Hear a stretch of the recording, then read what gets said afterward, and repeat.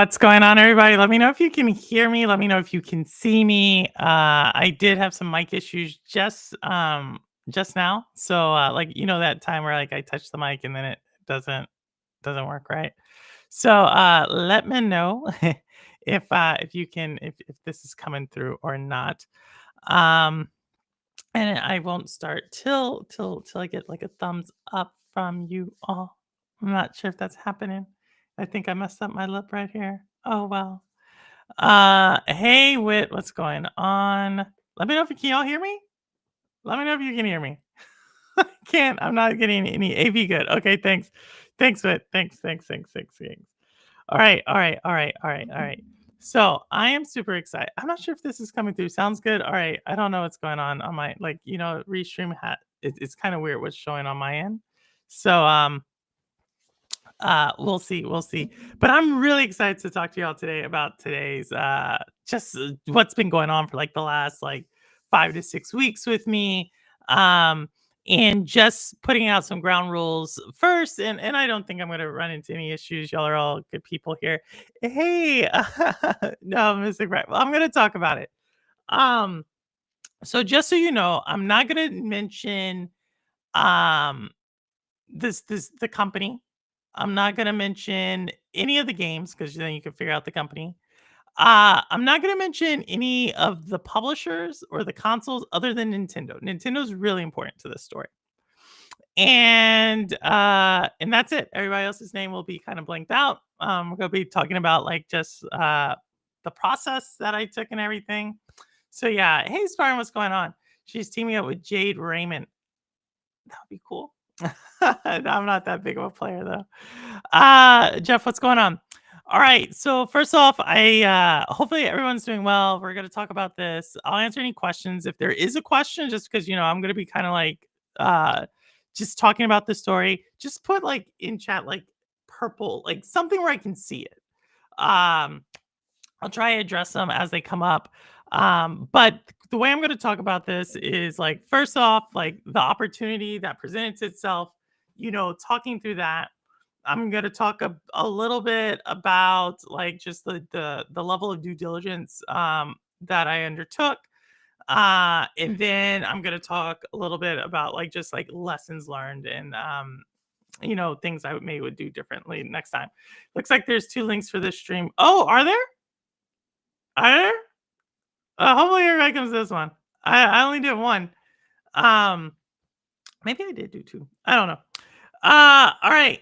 So with that said, yeah. So as the title says, acquiring a game company. So roughly, I don't know, sometime about like a year ago, like I had heard that this studio had been going through some issues. I had never streamed any of their games. I have talked about surprising. I did not know this, but I did showcase one of their games one time, like as I do trailers. But they have a game that, and the reason I like kept track of them is they had a game that I thought, I really liked. And it wasn't like, oh, this game's like a 10. I don't even think I ever talked to y'all about this game. But the thing is, I thought the game had a unique like atmosphere. Like it had a unique world. And I was always curious, like, yo, why did they just not make like a second one? And lo and behold, like, 6, 7 months later, um, this offer comes to me. Now, first off, like when a game company is up for sale, it's up for sale for a few reasons. Either A, it's went bankrupt, right? And you have like some type of creditor who's putting up parts of the company. B, it's like they're about to be liquidated and they're trying to find someone to come in and scoop in and provide capital. Or the third reason most of the time, it's like a big time, like a bigger company or a publisher, or it could just be like another conglomerate. They want to like sell off their company. This studio was kind of in between the first of those two. So it hadn't totally like went to bankruptcy or insolvency, but it also kind of was past the stage of where they're like, yo, we need capital, right? So I looked at it, I said, "Yo, that's an interesting opportunity for me, like, I could take that game." Now, why this particular studio, and you're probably thinking like, "Purple, you've said, like, the gaming industry is in decline." That is true. So, I want you to keep that in the back of your mind, and I also wanna talk about just, like, the process for the first part. So, this opportunity came up, game company's there, and the first thing you have to think about is like what does that even mean? You know? And at the end of the day, like, you have to think of it as a business, but it's a very unique business, right? So, like, if you're spending money on a house, like anybody who's bought a house, they'll tell you, like, hey, there's comparables. You're always talking to the real estate agent or you're always looking for comps. Like, what is this house going for? Similar houses going for, and so forth. Game studios are not like that, right? It's not like these go on sale that often. If they even do go on sale in the public sphere, so I didn't really have anything there to kind of guide my thinking. So then you have to think about like how do you price a business? So normally, like same with investing, like you go to the financials, you look at the free cash flow, you look how much it's generating or how much it's not generating. Game companies again are a little bit unique in this regard, right? Because when it launches a game, like, depending on the game, upwards of, like, 90% of the sales of that game happen at the beginning of the game's life cycle, and then it declines. So, like, the idea of, like, this consistent cash flow, depending on, like, the monetization model, is also not there, and I will tell you this game coming out a traditional model, where it was like this standalone game, and then if you think about the standalone game, there's, like, basically 2 ways to monetize this. You either, like, sell the game or you put the game on a subscription service, and we're gonna talk about that because, I got to see a lot of the details of, like, how these things work. So, what's the third way you can think of it? And this is truly what is driving, like, a game sale, at least at this stage, like, at this type of company. It all comes down to a little bit about cash flow, uh a little bit about, like, sequels and potential in games, but a lot of bit about IP, trademark, and copyright. That is, like, the almost entire thing in a gaming company, and probably in the gaming industry. And I think, like, we say this kind of, like, loosely, like, you're like, "You no crap, like, it's about the IP." No, it's that's what you're actually, like, buying at the end of the day. And so that's why IP is, like, super important. And we're gonna talk about how this like kind of influenced my ultimate decision. And again, if you're just coming in, the deals are still kind of going through. We're kind of like myself, the team I put together, we're kind of reevaluating some things based upon what we found out this week, and I'm going to explain that towards the end. But yeah, so the first thing I had to do at this situation, like I said, okay, there's a game there. I think there's potential there. This is before I like signed any NDAs, looked at any documents or anything. I started to pull together like a team of like people I used to work with, people I know in my circle. The first person I pulled together was like this friend. He's like a marketing type and he's worked at Niantic, he's worked at Epic, he's worked at Microsoft, right? So, and he's always one of these types. You'll see him at GDC, you'll see him at Gamescom, you'll see him like he goes there because of his job. And so he was the first person I asked about this whole like situation. He looked at the properties and he kind of concluded he's like, they have like two properties that I think are worth anything.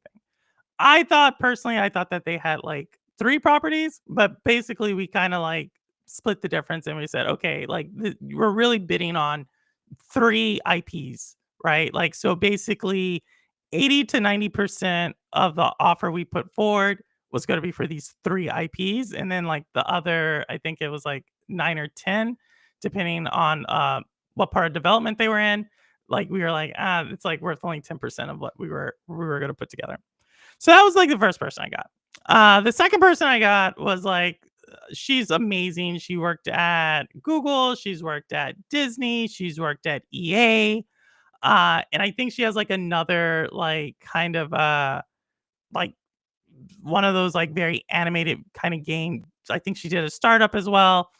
Like, she's kinda like a tech person, she's done a lot of porting before, she's done, like, just she just knows game mechanics, and she's worked with a lot of engines. Like, I brought her on to just see, like, "Hey, what do you think is, like, this opportunity," right?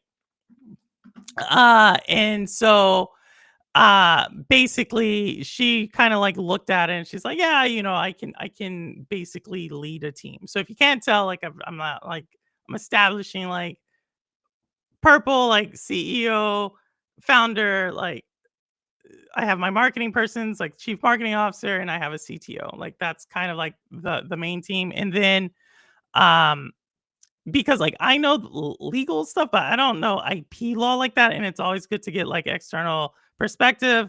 I had a law firm come in and start to, like, analyze a lot of basically each of these games has, like, a huge contract associated with it.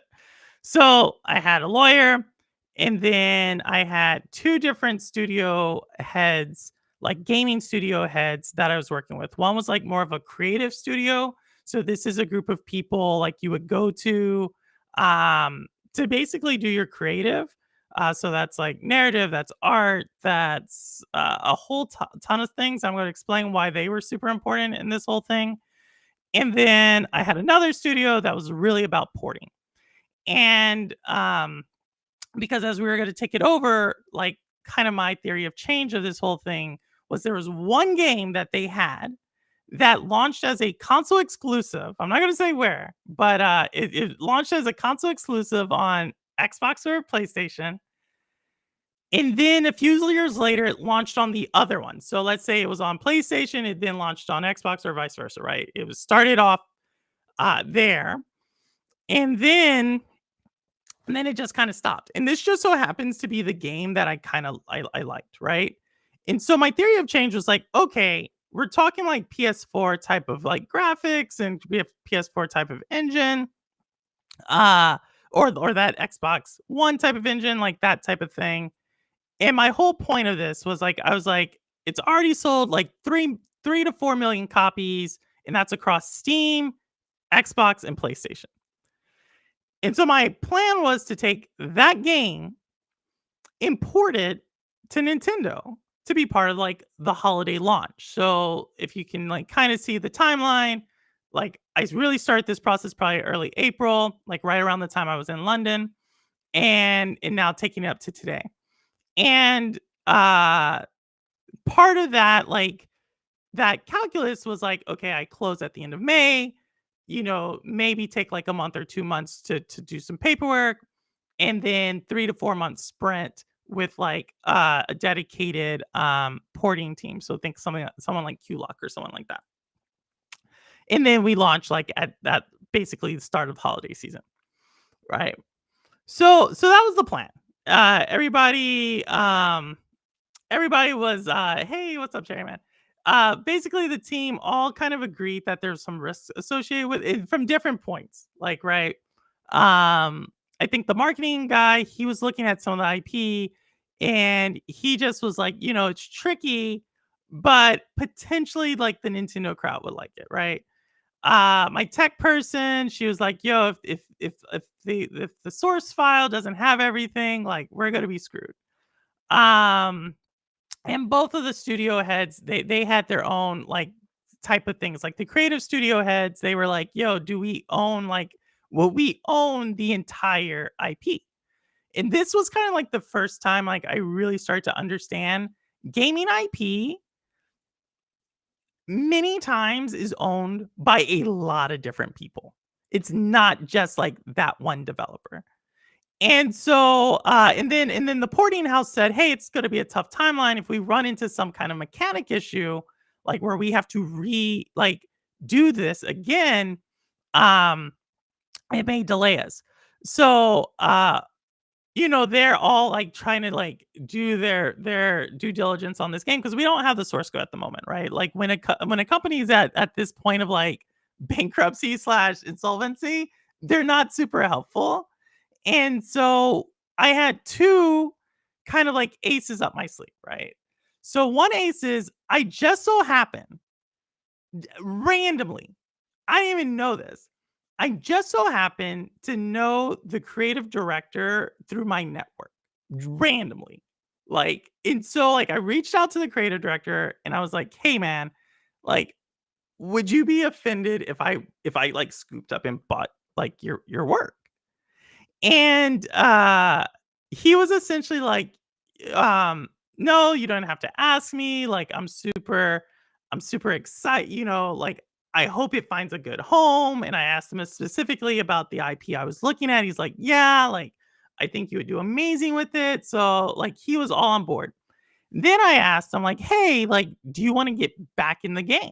Like, do you wanna get back into, like, making games and stuff?" And he was actually really hurt, not by me, but he just was kinda burned out. He's like, "We went through so much over the last, like, 2 to 3 years. I don't personally wanna, like, lead again." But he's like, "To help you out, like, I'll do whatever you ask, right? Like, I know what we did on the games and blah, blah, blah, blah."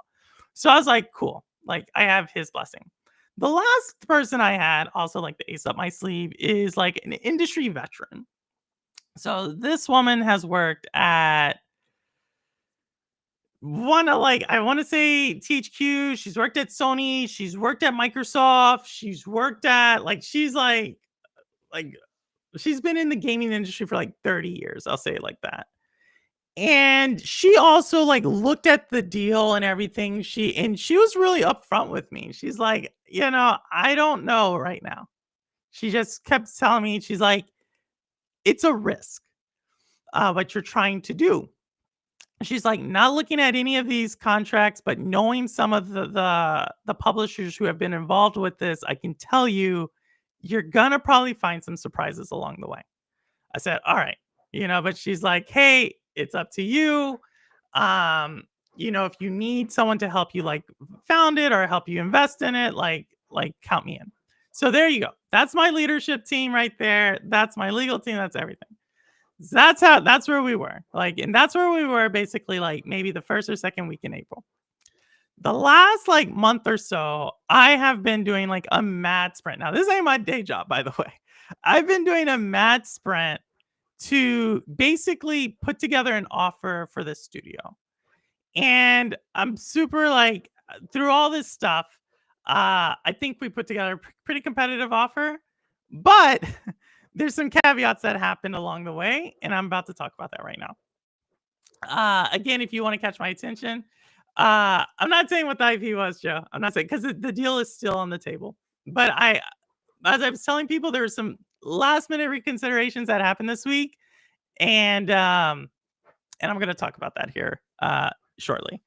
So, as we put together the offer, me leading kind of the financial side of the house and trying to like really evaluate all this, what became really important, right? Like my best friend over the last like month has been my legal team, who's made up of like two really strong IP copyright lawyers.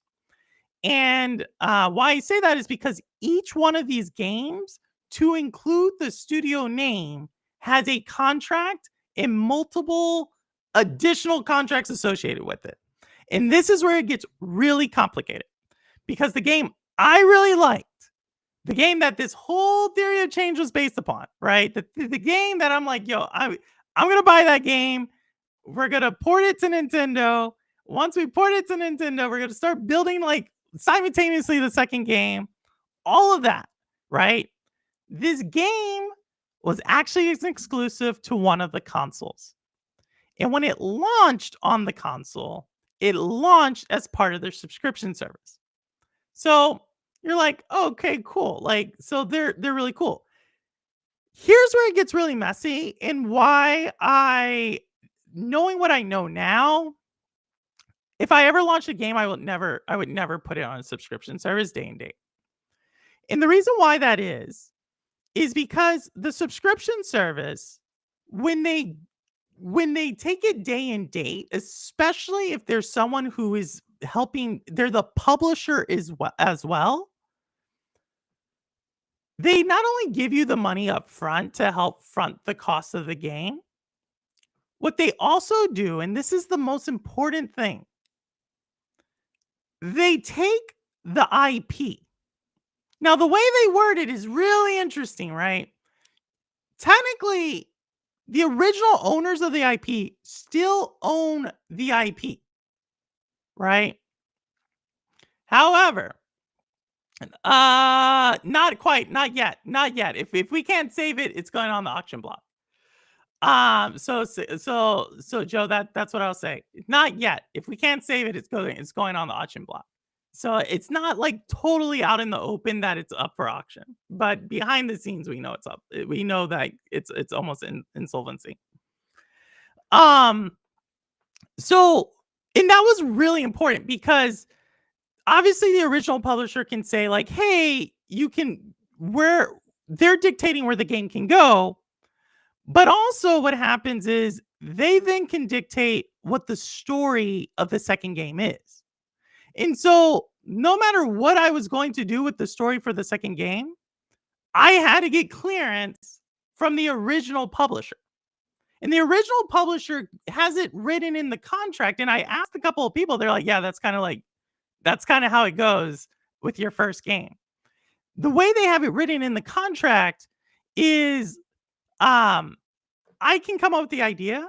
The publisher could be like, "That's a great idea, Purple. We're gonna give it to someone else." And in that situation, I would still get 2.5% of the royalties, but that's it. On top of that, what they could say is like, "All right, you want to port the game. Cool job on you, right? However, when you port it, and a lot of people make fun of remasters and stuff, but a lot of times a remaster is actually part of a legal technicality. When you port a game sometimes, the actual original company publisher will say something to the effect of like, uh, nah, if you're gonna port it, you have to port like the exact same game that you gave us.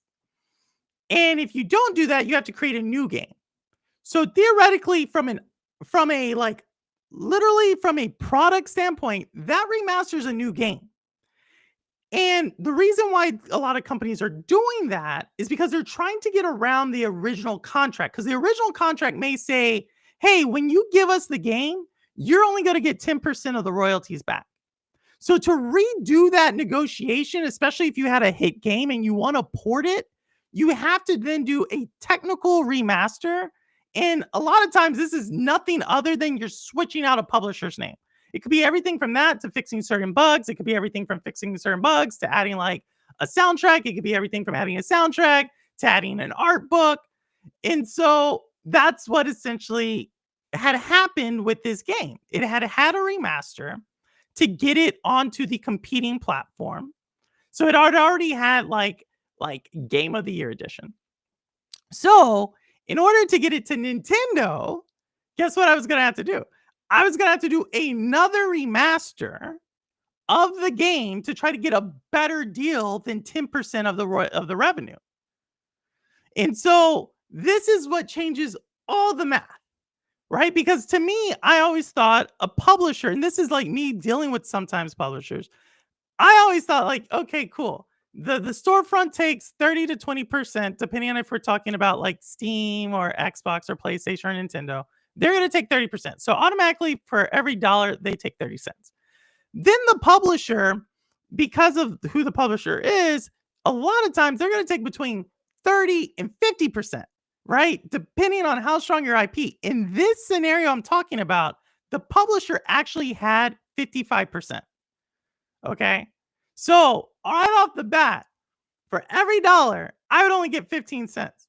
And then because the story was written by like the original story was written by some person who wasn't part of the studio, they still had 2.5% of the royalties. So right off the bat, that changes the calculations dramatically. So if I'm putting together the bid for the game, that has to be like, let's say the entire studio. And what ended up happening is like I ended up having to like package my offer where I was like, all I want is that IP, right? So if that IP, that one IP that launched like 6 to 8 years ago was going to go on to Nintendo, And let's just say like my low estimate on that IP was like 250, like maybe like 300. The entire studio like a million. Just on that IP alone, right? I'm not talking about everything else. The entire IP was going to have to make about like 10 times what I spent on it. So that's why the technical remaster becomes super, super important. Because then what happens is the technical remaster happens, and then I can like then go back to the original publisher and tell the original publisher, like, hey, I want to put this game on a different platform. The original publisher at that time either has to say, okay, you can do it, right? And they have to like and renegotiate with me on the deal. And they have 2.5 months. They have 75 days to go back and forth with me in good faith about a new deal. At that point, if I still reject their offer, I can then go to another publisher and try to get a new offer. Now, if you remember, my entire theory had changed. Like, I buy the game in May, I try to get it onto the platform by the holiday season. 75 days throws that way out of whack. But once I get a new publisher to give me an offer, right? And so I started talking, and like it's so weird because I don't own the IP. So, like, theoretically, everybody's like kind of like talking, like trying to read between the lines and everything. And I'm trying to get an understanding of how much I should bid based upon how much I think the game's going to project and cost. So eventually, like, I talked to another publisher. Now, this is really gets super interesting because certain publishers act like that original publisher where they're like, yo, we're going to take 30 to 50%. But there's certain publishers that act literally as a distribution arm. And these are big names. You've heard these names before in the gaming industry. Some of these companies are literally just there so you could put their name in the front of your game, and then that publisher acts like kind of like a semi-holding company and helps package their games part of like a summer games fest. So sometimes where you see like a game at like, I don't know, Summer Games Fest is probably the clearest example. You're like, yo, that game launched like 4 years ago. Like, why are we seeing it now? A lot of times it's exactly what I'm telling you, right?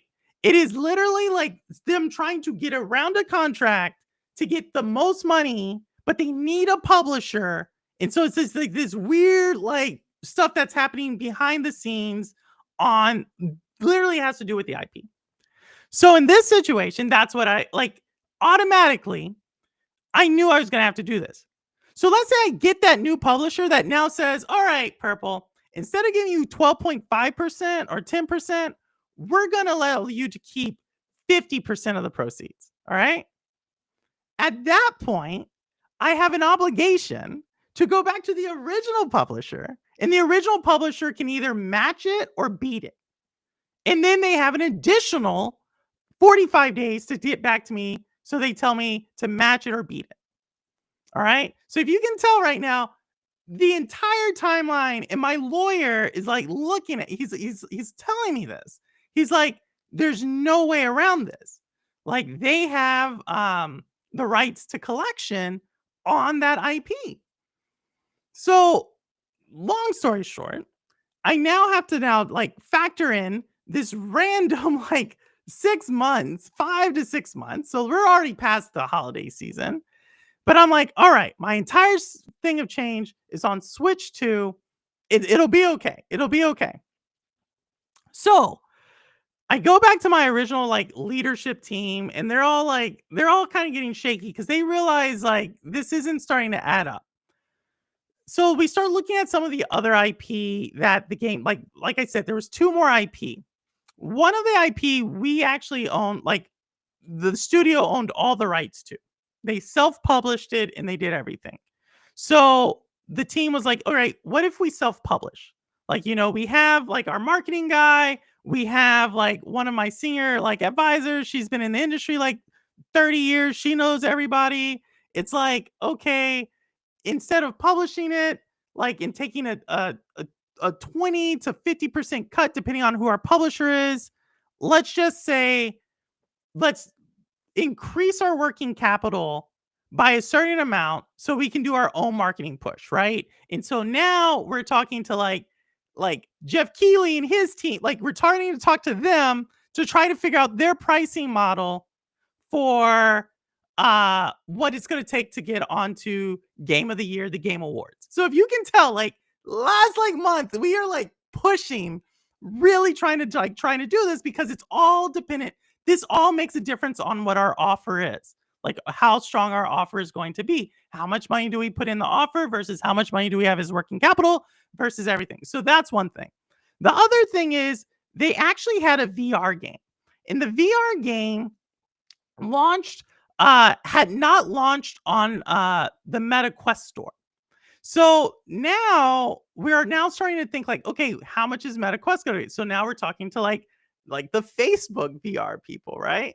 And it wasn't a good look when like our connection at Facebook like no longer works there. So and this was all happening over like the last month during this news cycle. Like Facebook is like winding down VR. Um, so, my team ultimately says like, "All right, this is the max we're gonna put into it. If you want to put more into it, you're gonna have to find some more sources and more funding."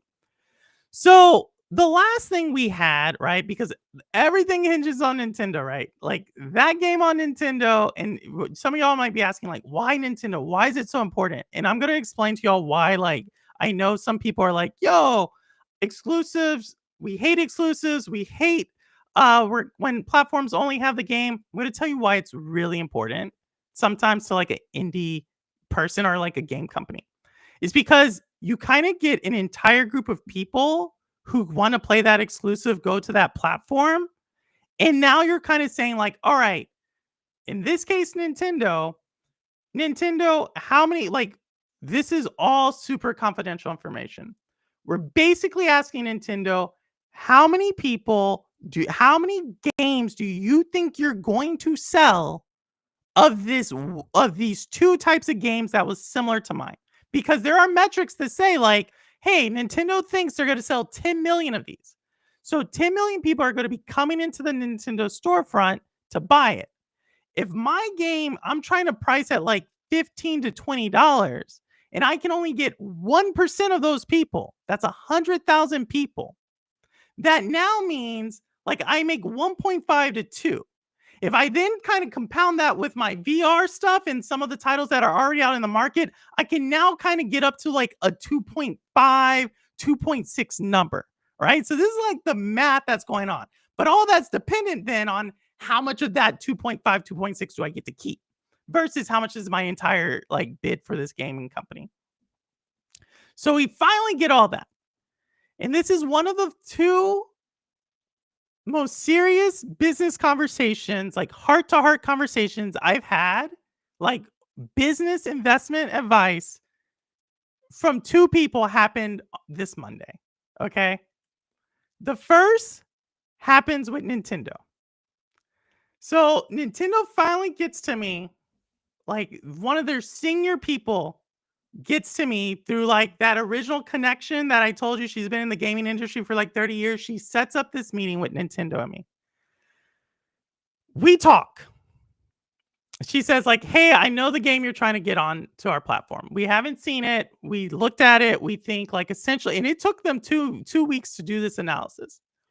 They're like, "We think ultimately the game will sell on our platform." So she's like, "If you had any hurdle that this because you have to get it on their storefront, by the way." So she's like, if you had any like doubts about it coming to our storefront, she's like, "Don't worry, we'll be able to walk you through how to get it on our storefront, and most like we'll be able to walk you how to get it through their partner program."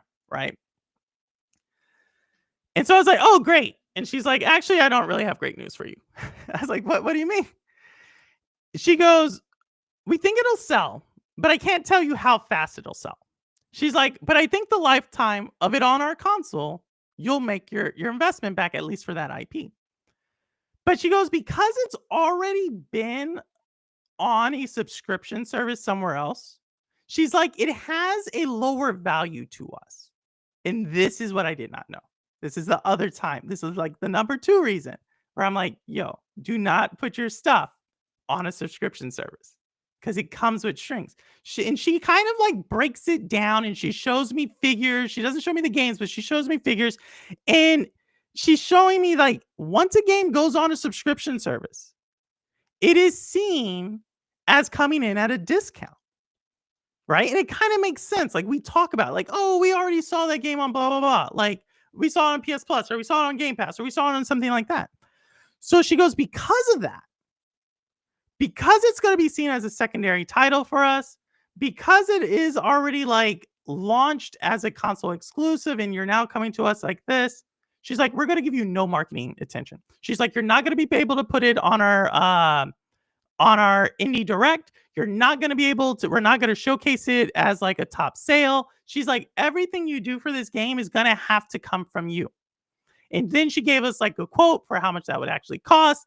And so then you're now back to like, okay, I need a publisher. I don't have these types of relationships in the gaming industry. And then she said, you know, between you and I, she's like, you're not the first person to try this. She goes, most of the time, this is not a successful strategy. She's like, I don't even know anything about the contract. I don't know anything about you. Like like our mutual friend. She's like, she speaks really highly of you, but she's like, I don't think you're going to be successful, and I don't think you should do this right now. She's like, that's not a Nintendo position. That is my position, and so forth. And I was like, okay, I made a friend. Right? But it was a very like serious like conversation because at the end of the day, this is all business, right? Nintendo's trying to make a profit from the games on their storefront. They want good relationships. They don't want people to say like, "Oh, I went to Nintendo and they didn't get to sell my game." It's purely like everybody's in this together. The console makers, they were like, "Yo, we're going to help you. If you want to put it over there, no problem. You know you're going to still have to give us like 20% at the end of the day, right?" And I was like, "Yep, I know that." And they're like, "Yeah, we want to see you successful." The third party distributor, they're like, "Yo, we want to see you successful, but you know we're not going to give you any money to port it, right? All we do is distribute." So all of these things were kind of like adding up on Monday and it all hit on Monday that like this ain't looking good. The last conversation I had on Monday, and it was Monday night, I had a conversation, if you remember, with the creative director of the studio, who's like, he's now like, because of his position, because he's considered a founder of the company, you know, he actually cannot theoretically bid on the assets because it's not quite at auction right now, but it's going there. This is like a last minute effort to try to buy the studio outright before it goes to insolvency. And so he like I'm talking to him, I'm telling him what like Nintendo's telling me. I'm saying like, "Hey, like why did y'all make these decisions in your contract?" I'm like, I'm trying to get answers from him, right?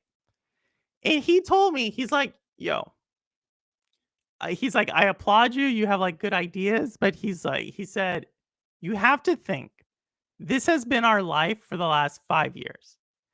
Every single thing you can think of to try to raise money, every single thing you can think of to try to get people to play our game, everything you can think of, we've done it. We've tried to raise capital by selling rights to games we didn't think we could make a sequel to. We tried to like make a deal with this subscription service to raise capital. We've done all we could, right?" And he's like, your thing about Nintendo, we really weren't thinking that way just because of how much we've done. But he's like, we've tried to like throw everything for it to stick, and it hasn't stuck. And he said, like, you know, we just barely have talked. Another one of these like conversations, like he's just like telling me his truth, right? He's like saying essentially, he said, I don't want to get into the game industry again right now. He's like, I'm willing to help you out because I think you would be you would do really well with the franchise. But he said, if you really want to do it, he's like, give me a little bit of time and we'll just like we'll redo it. And he's like, would you be open to that? I said, yeah. So then it made me think like, well, when has a company did that? And so now, like Little Nightmares Reanimal is kind of like my like guiding star if I want to get into the company or get into that industry like the way I wanted to. because this is a very similar issue that they have, right? And so at the end of the day, um, we we have a bid in, but it's not a strong one. We pulled it back. It was my journey to acquiring. So like the last like 6 weeks, like I said, I've been on a mad dash. Um, the lawyer, like I had a call with my lawyer the other day. He's like, I hope you didn't cancel it because of me. Cause like if you didn't know, lawyers are all about like finding risk. And so he's all about trying to make like huge risks. And the number one person who made money out of this was my lawyer. Cause like every contract had to have a retainer to it. And he actually wanted to see it go through because it was going to be like a different like resume builder for him and his firm. But at the end of the day, like right now, our bid is probably on the weaker side. We think we're up against a lot of the actual publishers who've published some of the other IP just based upon kind of like some of the conversations we're having back and forth with the arbiter. But that's that. Like, so at the end of the day, uh didn't I don't think we're gonna like we're gonna get it. Our offer's pretty like I mean, it's a lot of money, but we're just because of the way it works, you have to put up a lot of money in order to get access to a lot of the information we got access to. But we'll get it back. But yeah, that's what happened. Lawyers rule. It must be Concord. I would I think you could buy a lawyer simulator. But it was exciting. It was fun. Like, I did not know. I found out so much about, like, contracting and what game companies do to try to raise money. Like, it was really cool, like, the physical releases. It's really interesting how those work.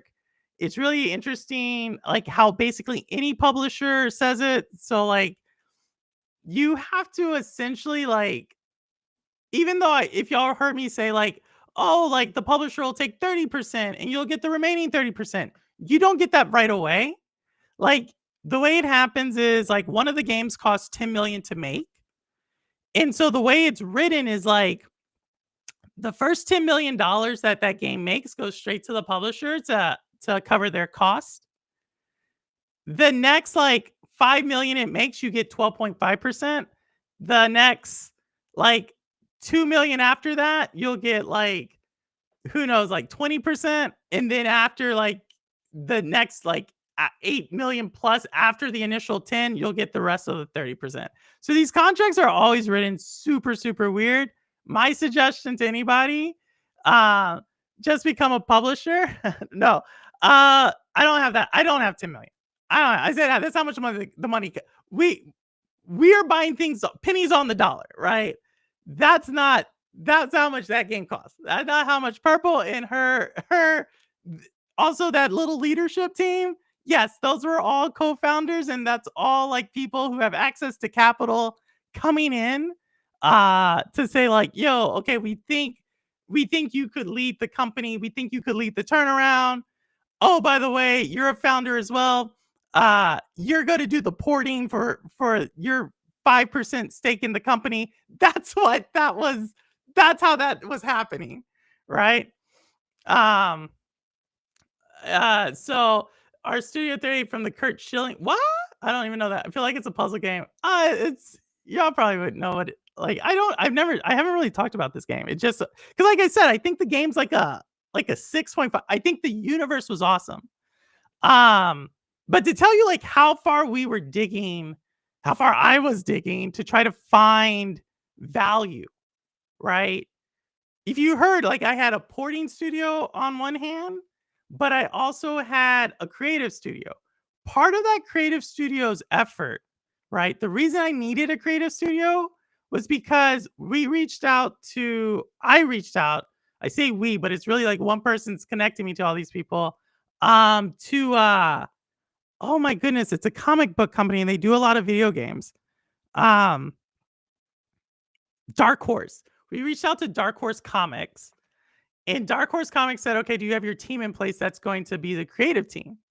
Right? Because like we were really like, how do we monetize this IP to build this universe? And to all these things are on different timelines. Like so that's why the creative team was there. They were really like digging into it and trying to like Um, they already had, like, a mock-up of, like, the story. Like, it was, like, super cool to see, like, so many people who are, like, in their craft, like, just doing it and just going for it. Um, but at the end of the day, like I said, probably not gonna happen now, especially after what Nintendo said. I was like, "Oh, that's a dagger," and then what the creative head said, I felt like, that was super helpful. Um, which porting studio? It was not it's not the so I did reach out to Joe. You told me Sickhead Games. It wasn't Sickhead. They were really helpful, but it was a different one. It wasn't Q-Lock. Q-Lock was familiar. I had talked to Q-Lock after Sickhead, and then I landed on the group I landed on. But Sickhead, I think, was going to do potentially some of the other porting that we were thinking of. So yeah. So it wasn't them. Dark Horse has amazing. Yeah, it was really cool to talk to them. Um, to see just how they all like work together, how many people know each other in the industry, how it's so interconnected. But it, I think the thing that really stuck out to me, and Joe probably could speak to this, is how many people want to see you succeed. Like right now, there is a lot of horror stories in the industry, but how many people are like, I want to see you do really well. What you're doing doesn't seem like you're going to do really well. And, in, like, how there's that mentality, but also at the same time, like, there's no free money. If they give you if they're giving you money, they're taking way more than that back. And I think that we saw, like, one of the IPs, literally, like, I didn't have, like, the rights to monetization. I didn't have the rights to, like, anything. All I had the rights to was, like, to write another story if I wanted to, and even that had to be checked off somewhere. So, but it was really cool because the IP, I really liked that. I told you, like, "Yo, I think this could have, like, its own sequel and its own universe." They actually had a working demo of the 2nd game that I got to see. So that was really cool. To like, oh wow, like to see all the things that they were working on. I just felt horrible for my friend who's the creative director because he just was like really hurt. He's like, you like each of those stories meant something to him, and he just hated to see it like in the state it was in. And it was like none of his fault. It just has to do with um 2 of their games that they launched after the pandemic started, and it just didn't pick up. They did everything they could, and it didn't work out, and so it's nothing bad on them. Um, one day, we'll see if I if I think I know who's gonna is the leading bidder, uh, if we see the sequel, I'll tell you, and I'll be very honest. If I see the sequel, I'll say, "Hey, that was the game I was thinking of." Um, but I just hope I really hope it's like other game studios that want it and not like a holding house, because that would suck. That was his worst fear, that it would just be like a holding house who holds like, or no, it's not called a holding house. What are they called? They just have a ton of IP. Like, he hated to hear that. Um, but yeah. So, but if there's any questions y'all have about like any of the contracts, any of the like that side of it, like obviously you talked to a lot of developers. A lot of it actually matched up with what Rihanna Pratchett had told me. If y'all go back to that one where she talks about writing and how there had to be so many checks on what the story actually was going to be. Um, a lot of it did kind of match up with that. Like just because of just because like I said, just because you created the IP doesn't mean you own it. And another thing that was like interesting to me was they had already been um there's a game that they have that's about to launch. Uh probably, like, within I say about to launch. Probably at this point, it's gonna take, like, a year to launch. And, we always talk about, like, bugs in games, and we get mad at the developer for the bugs, but it's actually the publisher's job to catch the bugs. So that was really interesting how that's written, that essentially the publisher it's like this double-edged sword. It's like you're screwed either way. The publisher there's no accountability on the publisher, and all the accountability is on the dev, and if the dev, uh even if it's like a bug the dev didn't even, like, know existed, like, the publisher can, like, take some of the revenue from them because they'll say, like, "Oh, you didn't give us the game in, like, like, in gold live edition." So, it's like game devs it sucks. It sucks. "Hey, Billy, what's going on?" That's all I see is Billy right there.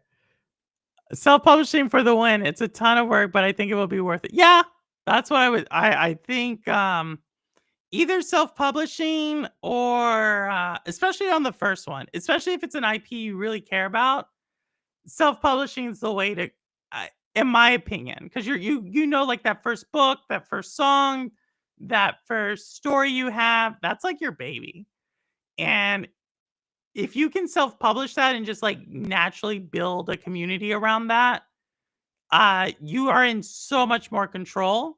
So, like, the people who I like Five Nights at Freddy's, like, that's a great example of, like, I don't know if they self-publish, but I would have to think, like, that team is doing really awesome versus, like I said, like, Little Nightmares. I'm pretty sure Tarsier Studios owes nothing to Little Nightmares. Um, Another one, I was actually gonna make a video, like, criticizing the CEO of Moon Studios this week, and, but I'm not. I was, but I'm pretty sure, like, they don't as successful as Ori is, I don't think they actually see too much of that success, personally.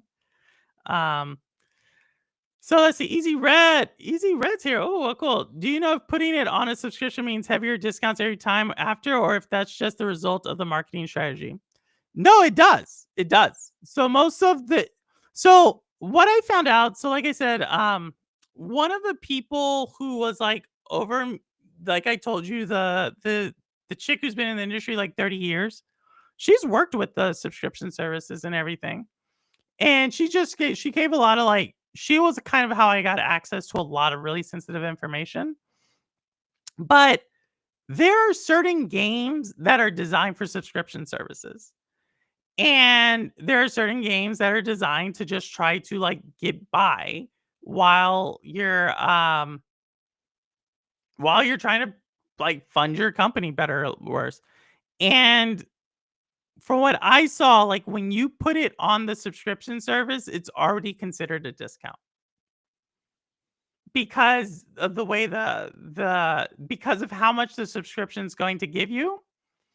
So, just because you put it on the subscription service, it's a mix I'm sure every game's different, but it's a mixture of contracts. Like, so you have, or it's a mixture of 2 things. One is how many times the game's been downloaded, but the other thing is how many, basically how long the game's being played.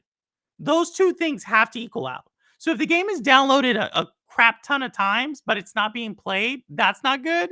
And if the game is, like, downloaded a few times and played a ton, that's also not good. Because the subscription service really exists. This may be different now, but for the most part, a lot of the publishers look at subscription services the same way, which is the subscription service exists kind of for games in between your big, big, big win. So a lot of times, like a subscription, like a publisher may put something on a subscription, knowing like, hey, we have a big, big game coming out. But it's definitely considered a discount. 100%. And that's why, like I said, Nintendo was kind of in the position of saying, like, yo, it's already been in a cent. She didn't say it this way, but the way she was talking about it, she was like, "Yo, it's already been kind of like in the bargain bin. So now you're asking us to put a bargain bin on a top shelf. Like, she's like, "No, that's not gonna work." Like, she's like, "We'll put it on our system. You figure out, like, however you or your publisher wants to do it, but, we're not giving it shelf space. We're not gonna give it key shelf space." I'll say it like that. And even though she thought it was perfectly within Nintendo's, like, demographic and everything. She just was like, "No, not gonna do it." So it has to be, like, a super awesome game. Like, something that the IP really drives interaction and not like, I don't know. There's probably a handful of titles every year like that. So, that was kind of a cool thing. I say, like, "How's it going?" It's been so roster. Um, so, yeah, so that cycle of being in the service, yeah. So it was just super interesting. It was super interesting, to just see how it all worked, like, behind the scenes, and then, like, to come into, the social media space where people are, like, talking about, like, console wars and stuff. It's, like, it's super crazy because that's not how the business people talk about it at all. It's purely about, like I said, it's about that person, like, it's the percentage of the dollar, like, they probably would say, like, "Yo, if the game did really well somewhere else and it's like we can get it right away." But, yeah, I don't know. It was just really cool. So, like I said, that's that. I don't know, maybe we'll if I see something else coming up or anything, I'll probably do it. Sewer games, it sucks to pay full price when I can hop between platforms.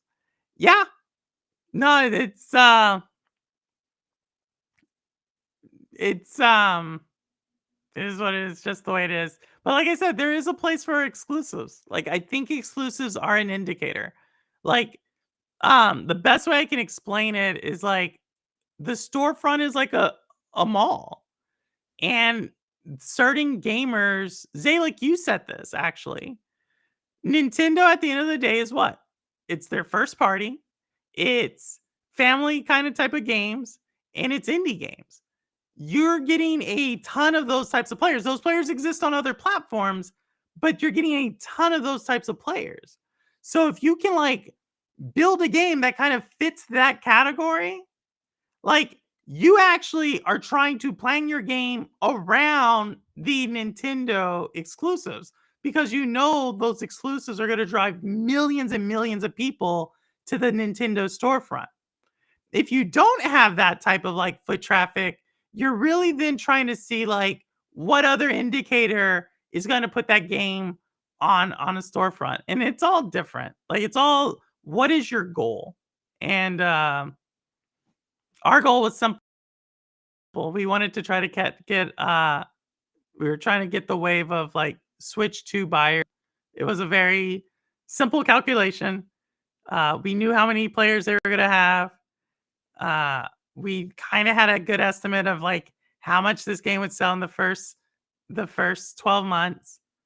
Um, but where it really got kinda dicey is, like, how much how how much of the pie were we gonna have to split up? And it came down to it that it was gonna basically be about 4 times as much revenue that we 4 times as much as we spent on the game was how much we were gonna have to make up. And given what Nintendo told us at the end of the day, we didn't think it was we just didn't think it was possible.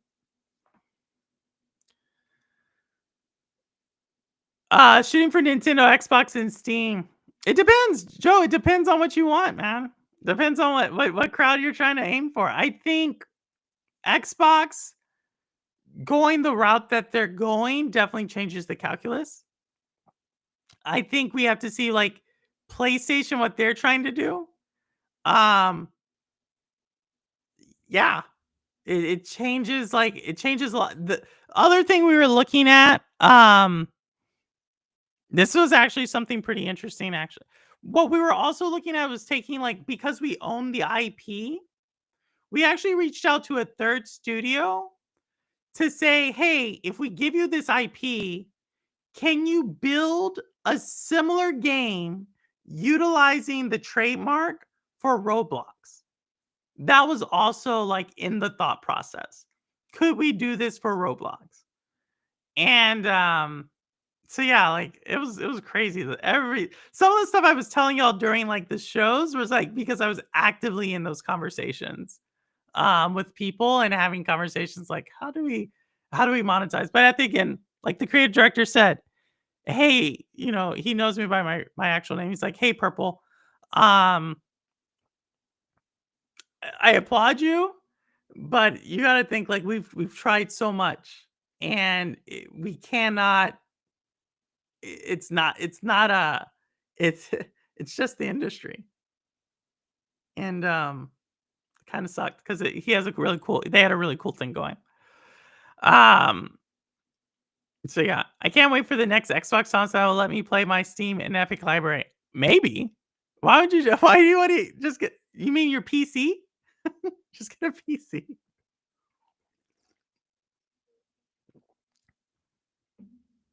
Yeah, if you already have it, go for it. I think, like I said, we were in a different situation, working with the consoles. Like it was like purely about a port. That it came down to a port for that game, port for VR. The VR we did not think was going to be a good thing because we started to see like declining um interest in VR. Not saying this it was actually bad, but the game also had bugs. So that was going to have to be a really interesting we're going to spend a lot of money cuz unlike unlike putting like let's say like a game from Xbox or a PlayStation to Nintendo where there's a ton of experience of people putting the game on Nintendo or vice versa of taking a game from Nintendo putting it on Xbox or whatever. Taking a game and putting it on VR is actually there's not as much experience for that. So you're paying like kind of a premium to do that. So that was also like, okay, that was gonna have to be like a 2-year project. And then the game that we owned all the rights to, that's where we were thinking like, yo, would this make sense to put on a subscription service now? Because it hadn't been on a subscription service. But even then, looking at the type of a game and looking at the two platforms, we realized like that game probably fits best in like a Nintendo ecosystem. So once we put that game on a subscription service, it kind of makes it already seem like it's like a discounted game. So that already took away our ability to maybe charge a premium. And when I say premium, this game goes for like $40. That took away our ability to charge that because we put it on a subscription service that potentially not many people would play. So you kind of have to, you're doing like this like weird game theory, like third degree calculus to try to figure out what you're trying to do. Yeah, it was. Yeah, exactly. It was challenging. A P-ish console plug and play. Yeah, Simpleton. I'm just saying, go get a PC. I just hey geek, what's going on? I think I saw Iman Richlord earlier too. What's going on, Iman? Um, so yeah, I was like, that's everything you're trying to juggle. And so I feel really bad for the former CEO of the company because you're kind of like a forensic scientist. Like you're trying to piece together like what they were trying to do. And it all comes back to the same deal. Like, they made some bets on games that didn't pay off. They gave up access to IP, to try to raise capital to complete games. They gave access up rights to games to try to raise capital. So what's left is like you're really trying to squeeze juice out of something that's been juiced already. And I think the only way it would have made sense is if I was already a game studio who had experience porting, and I already had a creative team. Like, if I already had half the cost I was gonna have to spend, if I already had it, then I could go full blast on the IP and everything else, strip everybody away, and if I already had some working capital, it would have made sense. If you're trying to build it from scratch, it just didn't make sense. It just didn't. People had the chance to play the game previously by just paying the sub, so I pay. Yeah, that's what it is. But I understand why people do it. That's the thing. I understand why people do it. But at the same time, it comes with a price. Like, now this is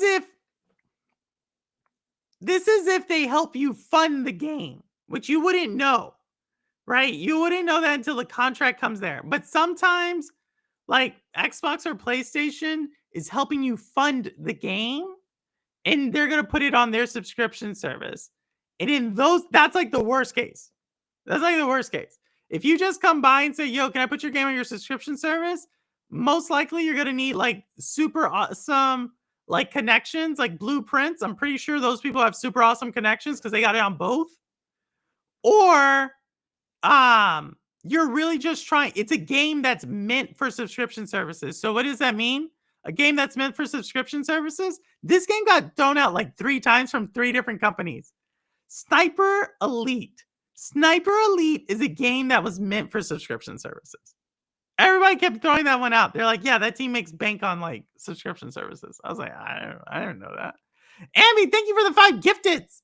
Thank you, thank you, thank you. I think game completion rates must be far, far lower on a subscription game. More people just trying to quick. So say like your instincts are exactly on. So that's what my that's what the senior person on the team was saying for me. She was just like, don't do that. Like, if you do that, you're going to be giving up your ability to charge a premium, and you're not going to get people to play it. So she's like, your revenue is going to be super small, and you're hurting yourself in the long run. And so, like, I now understand, like, Take Two Interactive, their CEO, Zav Zimmering or whatever his name is. I understand why he says, like, I don't put things day and date on subscription services. Like, it, like, after you see the numbers, unless the company is paying you and not taking anything, like, I'm talking paying a huge amount of money, I wouldn't do it, because what you're giving up front is going to hurt you down the line. Perfect example of a game like this. I've not talked to them, but looking at it now, I'm like, they probably regret putting their game on a subscription service. Plague Tale Requiem. Plague Tale already had a fan base. Plague Tale already had a lot of hype generated because that they were coming out with a second game. They launched it day and date on Game Pass. I don't think Game Pass, I think who makes them? It's the French publisher. I think they maintain all the rights. So I think all that's like there. But I guarantee you the tail of that sale, regardless of what Xbox paid them up front, I guarantee you it's hurting them now. Promise you. Just because, like, how many people beat Plague Tale Requiem on Game Pass or wherever it goes? Another game like this, I think on PlayStation. Like, I think one of the Remnants first launched on PlayStation. Like, it handicaps you. Like, if I was a game, if I had this, after I had already decreased the price by 60%, like, after I had already put the game on sale by 50%, that's when I would go to a subscription service.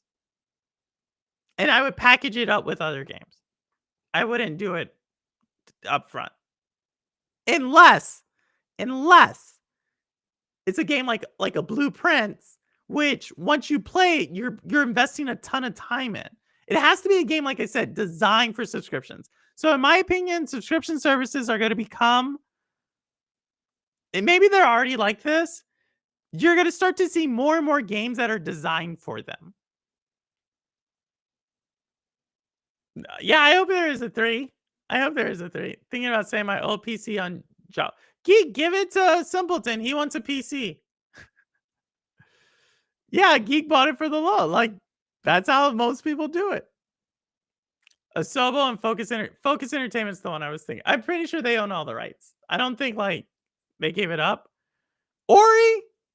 I guarantee you, Moon Studios does not own Ori. I promise you that. A scripture is Chocobo Racing. That game's microtransaction is awful. I've never even heard of that game. I haven't even heard of that one. I'm back, popping in and out, packing. Hey, Mel, no worries. I love Banishers by them too. See, that would actually be a really interesting case study. Which game brought in more money? Even though I think more people played Plague Tale, I would be really surprised if Banishers didn't bring in more money. Because I think once you get Banishers, because I don't think Banishers has been on a subscription, at least not in the first year. Like I said, I would allow the first year's sales to go and then put it on a subscription service. I would milk everything I can before I put it on a subscription service. Hey, Bruce, what's going on? I need money from how high? What do you mean? What money? Geek, I owe you money? Let me know, Geek. Hit me up on Discord. Geeks won mini a contest. So if you need it, let me know. Um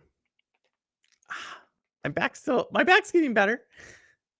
Madden made in flight with the 85 oh cool. Bruce playing wait, Bruce, are you a pilot? Bruce a pilot? I didn't know that. Purple it was quite a game. It is good. It's good. It's super good. Um I don't know what happened if Plague Tale Innocence was a I'm really curious why they launched it day and date. And this is obviously with hindsight 2020, like you can look at the data now and like look at it. But yeah, there's so many weird things. There's so many weird things. Like each contract, so there was like 11 different properties. Each single property had a different like framework in place, like a different contract. So that's why they say every contract's different because every single one of them had something different. Um, Also, for those people who like physical, I foresee there being like physical is a way that a lot of indie companies actually raise money as well. So, one of their games had a physical copy, like a collector's edition associated with it, and it was another studio. I didn't even notice this. It's another studio that actually uh builds the cartridge, and so what that essentially becomes is the original game studio licenses out the IP to another studio to build the cartridge. And so, yeah, I didn't know that either. So like if y'all are like, "Yo, you like physical or whatever," um let the game companies know because the way it works is they have to like buy like 3,000 like each run is like a 3,000 copy run, or at least that's what this contract looked like. It was 3,000 on um PlayStation, 3,000 on Nintendo, and yeah, and they had to put like a certain amount of money up front. So that was kind of cool. Oh, Zayla, no problem. Oh, I'm sorry. Well, Zayla, if you have any questions, let me know. Like I gave my entire story. And we'll definitely push people towards you at the end of this one. It's Friday in Zalix part of the world. Um, so that's a pretty good PC. An i7 12th gen CPU, 38, 3080, 32 gigs of RAM. I don't know why you need 32 gigs of RAM. And 1 terabyte. It's not too bad. It's actually really good. Um, always do stealth. Oh man. Yeah. So, that's the journey. I'll put a link in chat right now if y'all wanna come on, and, like, if you have any questions on that, I have no problem asking, like I said, I it was a really fun experience, uh and who knows? This may not be the only time. Like, multiple people said, "Hey, um, you seem like someone who wants to, like, run with this, so, like, let us know, and we'll help you build out whatever you're trying to build out." So, let me do this. I think limited run is one of the ones you can do small batch. So, yeah, it wasn't limited run. It was, I don't know, I had never seen the studio before. It started with a T.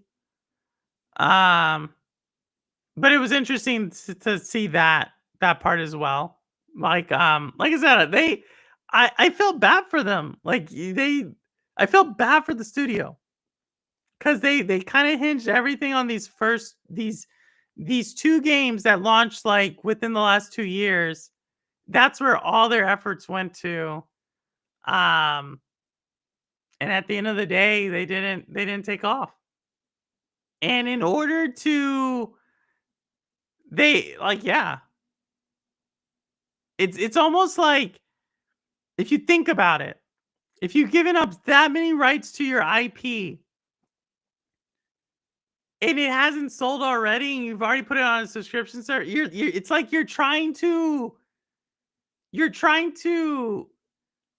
take water out of like what is that image where the boat's sinking because it has a hole and you're trying to like take water out with like a pail. It has like some saying, but that's what happened. Like I was like, yo, there's no way. There's no way you can get out of this situation unless you have some capability. You get rid of all your debt. There's no way to get out of it. And that's probably why they're like in this situation, right? They're trying to find like one last bidder. Um, they're trying to find like someone to save the company. And they might. They might. I know it's not purple. I'm waiting for Capcom Collection 2 to release on Steam. Ooh, cool, cool, cool. You gotta play with a controller? Say you probably gave them good deals to the Beyond Pro. Stadia. I think Game Pass is going to Stadia's model. So Stadia's model was 85% of the proceeds that Stadia Pro received went to the publishers. I didn't talk to anybody who talked this because it didn't come up. But I know Stadia was that their goals were different. So they didn't take the same kind of cut a PS Plus would have taken, right? Because their goals are different. But I'll probably be a good question to ask my friend to see if she ever worked at Stadia. I didn't. Like I said, I was running so hard. I was trying to do like my day job and this job. Um, and it was super cool. I thought it was cool. If Prime 4 will be $50, it might. Actually, I don't think so because Metroid, the fourth one, the one that Johnny Roadkill was just playing, that's like 60. So no, I think Metroid is gonna be like legit 70, $80. Like legit. As opposed to what? What do you mean easy red? I have an arcade stick. Oh, you should play with TK9 Geek. He's always into the fighting scene. Easy red. Ah, Easy Red's from the now what is it? X Defiant community. I met Easy over there. Good dude. Working too hard. I can tell you are nah, well, it was fun. It was fun.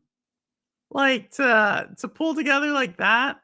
I think that's something besides the fact that I would never, uh, like, s because I see what happens on the road, besides the fact that I wouldn't try to have a a publisher help me, like, take some of the IP, the other thing I noticed is that if you have a vision, people really, like, are attracted to a vision, and, like, I built, like, a pretty cool team, even though we didn't come to like, the ultimate goal wasn't there, we built, like, a pretty cool team of, like, I don't know, they all seem pretty cool, like, people. So, yeah. And we have our resident game dev. Joe, what's going on? Can you hear me now? We can hear you. Awesome. I don't know what is up with my camera. Who knows? I have no idea. Yeah. Oh, Easy Red said as opposed to 85%. No, some publishers will only some subscription services will not split 85% um with the titles that come on. It all depends on like the thing. Stadia had it to where all the 85% of all the money would go to the companies up there. Some of them it won't. Like some subscription services say, "Hey, here's the money up front, and we're gonna take whatever it is, get back." It's weird, but I think Game Pass is going that way now. Super interesting stuff. Yeah, no, Joe. I was like, yeah, I'm like, oh my goodness. Yeah, So it's crazy when you see who owns rights to merchandise and sequels and physical and other platforms. It can be like it makes my brain hurt.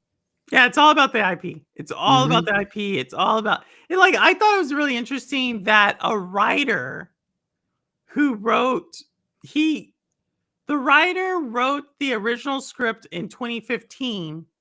The game published in 2021, but that writer still has royalties to like the entire universe of that franchise. Smart writer. Huh? Smart writer. Yeah.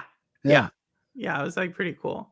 It was pretty cool for them. I was like, the writer wrote that, and what it would end up that in that contract, the writer would get 2.5% for every dollar, and the game development company, the one that I would be in charge of, we would get 12.5. So I was like, yeah, that's like that's not gonna work. Yeah, it's not gonna cut it. So that's actually, I guess that's a reason you don't see certain sequels, is because the IP is so chopped up. Like sometimes we're like, oh, why didn't we see a sequel to this game? It's like cult classic. Because like it's gonna be impossible for the original studio to make money off of it. Right. Like I saw that. Like so it's crazy. Yeah. I mean, heck, there's a developer I follow who on his first game, like he sold off the IP. And like years later, because he wanted it back, he had to buy his own game back. Yeah. Well, that's what I was trying to do. Like I said, I knew the creative director.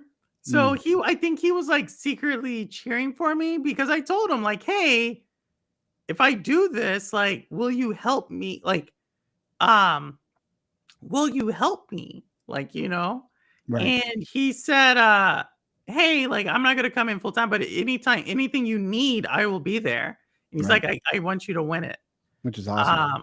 But I don't think we're going to. I don't think our bid is.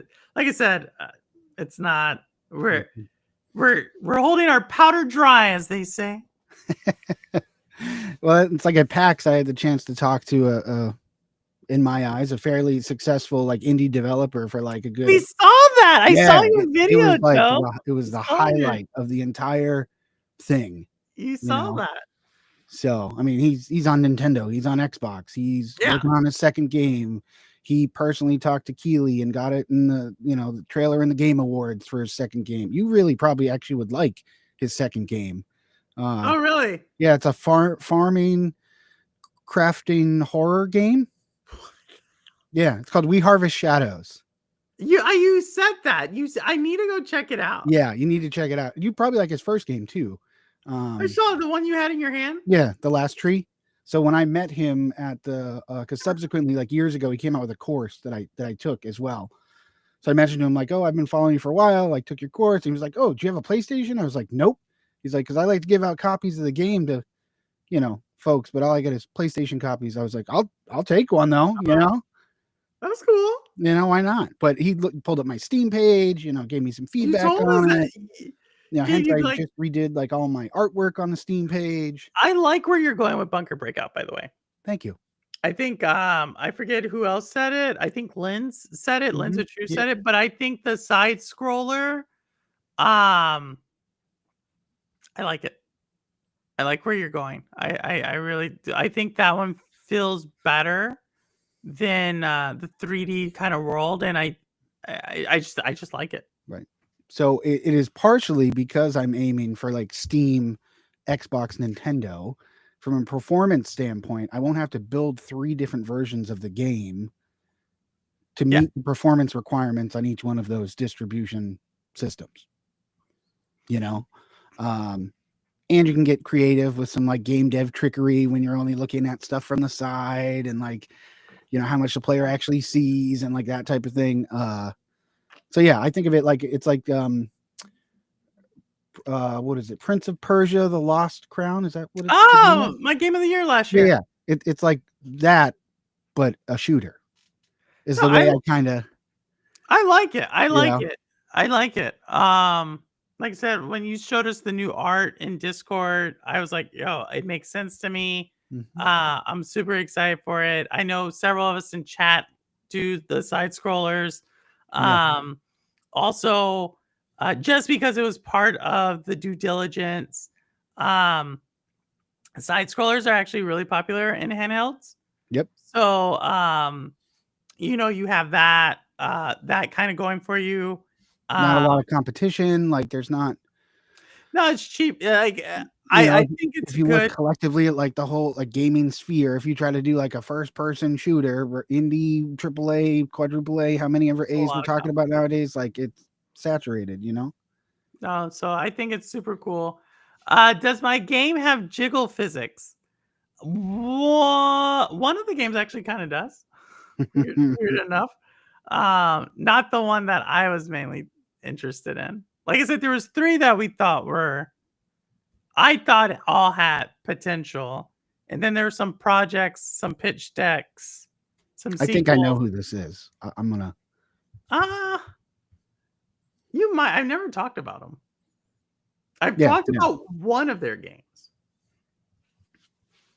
but very briefly. I didn't even know it was their game. yeah. I talked about. I did a. It was one of the first trailers I've ever shown. Okay, fair enough. I I've got didn't an even know. educated guess. I'll keep it close to the chest, but yeah, no, super interesting to find out. Now imagine like half that stuff when you're trying to self publish yourself. You know what I mean? Like reading through Xbox got development guide write up thing, SDK stuff. Like Yeah. it's never mind all the Steam stuff. Steam by itself is a lot But of work. Steam's the thing about Steam is you can push to Steam with it doesn't take as much like as Nintendo. From Nope. what I was doing, like $100 Nintendo. costs you $100 to put a game on Steam and Yeah, time. That's it. Nintendo, you got to do like controller certification. remapping stuff. You have Yeah, to do, is it going to use like the Joy-Con motion stuff? What's it going to do in tabletop versus docked versus it's going to have yeah. adaptive resolution? Yeah, it's got a certain FPS targets and stuff. Yeah, it's a lot. Yeah, that's why the Nintendo chick, she was like, "You're gonna probably need a publisher." And even though you're teaming, even though Sickhead, the one you had, even though they had experience with it, um, even they were kind of like, "You're probably gonna need a publisher."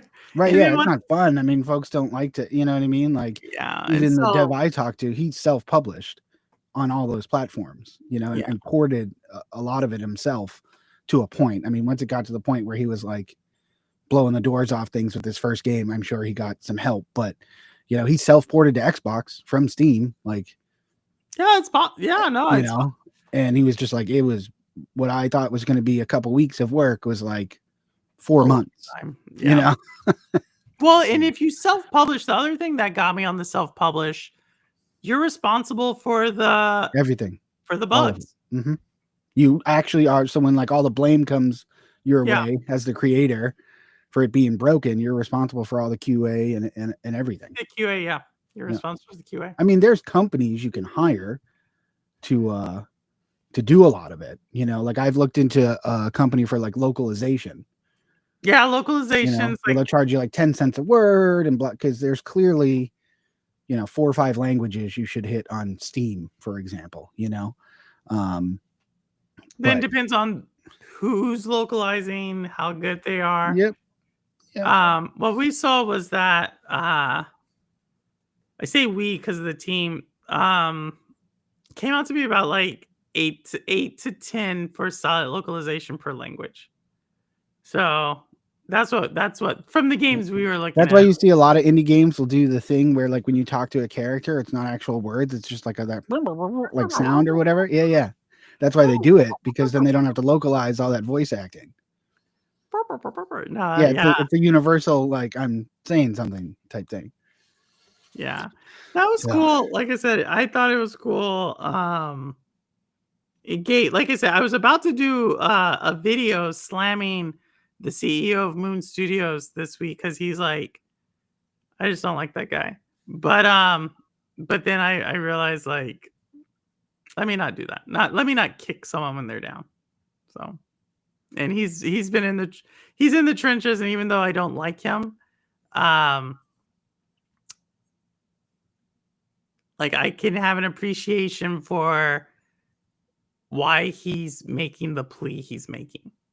Because Mm. he's trying to salvage his company right now. Like Yeah. so if y'all don't know, Moon Studios is the company that created Ori, and their CEO, they're also the studio that is making the game No Rest for the Wicked. If y'all remember, No Rest for the Wicked was my number one most anticipated game last year. It actually disappointed me because it's not complete. And this week, the CEO said, "Hey, I'm getting review bombed. I need y'all to write a positive review for me so we can stay afloat." Essentially what he said. And it's like, no, you're not getting review bombed. Like you're sitting at like a 74 on Metacritic. That's not review bombed. Even though he's kind of one of these people who's like very anti woke, and he's like kind of went after Sweet Baby Inc. and a lot of other companies. I feel like him just asking for good reviews, even though his game is not complete, I think is a little hypocritical. Um, but I understand that he like Private Division went out of business, his original publisher and everything, and a lot of bad things have happened. So whatever. Well, then Purple has a heart, y'all. Purple has a heart. That's what I'm trying to say. I think your average player, especially on something like Steam, doesn't realize like I see this a lot with indie games where players will be like, "Oh, it doesn't support ultra wide monitor or 4K or like whatever," and it's like, dude, like 3 people made this in a basement. Like, come on, and and the reviews, especially on like the Steam platform, play such a large factor in a game's success. Reviews play. So that was an Like interesting thing. large fact, like you don't get past 10, you're dead in the water. Forget it. 10 Yeah. is the magic first gate, and then you got to get mostly positive or very positive, Yeah. and The Metacritic, the ones I was seeing was looking at Metacritic, like depending if you get 8. So here's the thing I didn't realize like 80 is like if you get 80, you actually get what did the contract look like? If they got 80, they did oh not yeah, have it's like to pay bonus. back. They didn't have to pay back 15% of Mhm. the initial advancement. Right. And then if they got over 90, they didn't have to pay back Yep. 25% of the initial advancement. It's like an athlete's contract. You know what I Yeah, mean? Like you get X percentage from the 3-point line on the Dallas Mavericks or whoever. Like you get this bonus at the end of yeah, the season or whatever. You know what I mean? yeah. So the Metacritic was like really poor. And then for a game like, let's say um, you're in early access. You have to maintain sometimes a certain score because that's telling the who's ever fronting the bill how much excitement's for your game and how likely is it to score higher later. So that's what he's in a situation with right now is I can imagine he's not hitting the score that he needs. But a lot of that matter and that's why I don't like review sites that are critical about things that don't have to like this is why I do not like I'm going to tell you all a secret, but it's not a secret. I do not like Digital Foundry because I feel like a lot of what they do doesn't have anything to do with like the game. Like sometimes they're like, "Oh, look at this shading versus this shading and look at this super close up." Now, don't get me wrong. It's like frame very rates are technical in the weeds. you're so technical and you're already getting people like, "Oh, that game is at 52 frames per second versus 60." And it's like, what? Or, oh, they're not able to maintain it. And they're superimposed. They're like, and I'm like, I get why they do it because there is like a crowd who wants to see that. But at the same time, I'm like, this fucking doesn't matter. Like, I cannot tell. The average person can't tell the difference between 60 frames per second and 52 frames per second. I've seen him when he's done the slice. They've done the slice PS5 Pro, Series X, and Series S. And I was like, I can't tell the difference. And they're like, oh, the PS5 Pro is way better. Blah, blah, blah, blah. I'm like, the Series S looks better to me. Like, I couldn't tell. But it gets people in a frenzy. And then you start seeing like these random things. Oh, Severin's here. You don't need a game coming purple. Calm down. Severin, thanks for coming late. Thanks for coming late, Severin. Thank you. You mean to tell me the tech analyst has nothing to do with games? Who would have thought that? You mean to tell me tech analysis? No, I think it does. I just think in the context of like how some people will run with that and make an opinion about a game. That's what I mean. Right. They use that as the basis for their entire review. Yeah. Yeah, exactly. Like, and now that's like something that like will percolate like, well, those games gotta suck because of XYZ. And I, like you said, I think I'm not saying there's not a place for Digital Foundry. Like, obviously, there's a community who likes it, right? It's the same people who are like, oh, look at the sound of this engine on this car, blah, blah, blah. It has like nothing to do with how the car drives. So I had a quick question about this whole journey you've been on. So did you look at any of the cost associated with like third party PR company type stuff? Because I've done like a little bit of research in that aspect for like a indie small, one-man band or whatever. And man, that stuff is expensive. No, it all depends on quality, right? So like I said, if you notice, what did I say? I said, like, who was my leadership team? Basically, I had market CMO, his name's Richard. I had him. I had a tech person. She's awesome. Right. And then I had like one who kind of like knows everybody in the industry. Like, right. I don't know. She had like everybody. And so we were going to have to bootstrap it. Like Richard was like, all right, this is how we can like zero in like but once Nintendo came back and said, yo, we're not going to give you anything. It's all on you. Yeah. Yeah. We're not going to give you nothing. Releasing on Nintendo would get more. Yeah. We thought what my theory was I was going to be able to go through the Nintendo indie partner process. And then from there, I could then get into the Nintendo Indie Showcase. Yeah. And then from there, once we have that, and we see who's right, Nintendo then launches our title coming to Switch. Then I have now the back end of that to now super target, like who is my audience, right? Right. But once Nintendo said, no, we're not going to do anything for you. Then that now changes the calculus to say, okay, now we need to go through a part of a publisher Right. who has Those something. connections and whatever. Yeah. And then that's where the math just it no longer makes sense now. It's like, okay, I gotta now make 4 times what, and then that was the thing. It's like, even if we broke even in 18 months, I knew what my plan was for 12 to 18 months, and I knew what my plan was 36 months to 48 months to whenever, right? Mhm. 72 months. But then I was like, yo, in 12 months, I'm gonna be in the same position as this company where I don't have I've all if all I'm doing is trying to cover the cost breaking even, Right. You're and not then I trying to have profit. yeah, then I've squeezed everything out of it. Right.